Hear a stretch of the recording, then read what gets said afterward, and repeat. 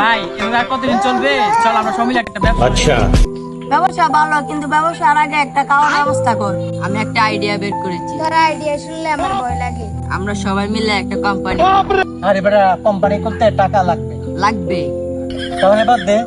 আমার বড় ভাইয়ের কোম্পানিতে লোক লাগবে, কিসের কাজ? অফিসের। অফিসে কি খাবার ফ্রি? জানি না। তাহলে আগে জেনে আস, না হলে আমি যাব না। চাকরি করার জন্য এত শর্ত কেন? অফিসে বেতন কম হলেও আমি খাবার বেশি চাই। Next day.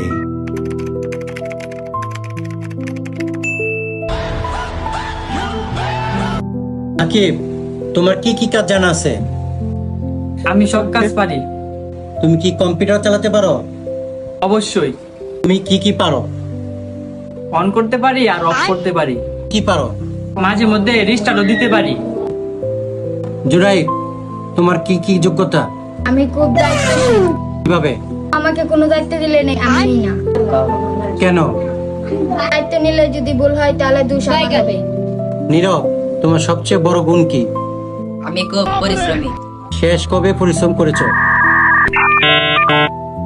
মনে নেই, কেন? অনেক দিন হয়ে গেছে তো। সাকিব, তোমার লক্ষ্য কি? মাসে 30,000 টাকা বেতন, আর কোম্পানির জন্য তোমার লক্ষ্য? পুরে খাবার সময় যেন 1 ঘন্টা হয়। আর কিছু? গেলে নাস্তা দেখলে ভালো হয়। তুমি চাকরি করার জন্য এসেছো না হোটেলে ভর্তি হওয়ার জন্য এসেছো? তোমাদের কাউকে চাকরি দেওয়া সম্ভব না। তাহলে আমরা কি করব? তোমরা 5 জন মিলে ফানি ভিডিও বানাও। কিন্তু সেটা কে দেখবে? যারা দেখবে তারা সবাই হাসবে। ভিডিও থেকে টাকা আসবে, হ্যাঁ, যদি ভাইরাল হয়। তাহলে আজ থেকে আমি কিন্তু ভিডিওতে ভূতের সিন থাকলে আমি থাকবো না। কেন? যদি আমাকে দেখে ভয় পেয়ে যায়। চাকরি না হোক, আমাদের ভিডিও যেন ভাইরাল হয়।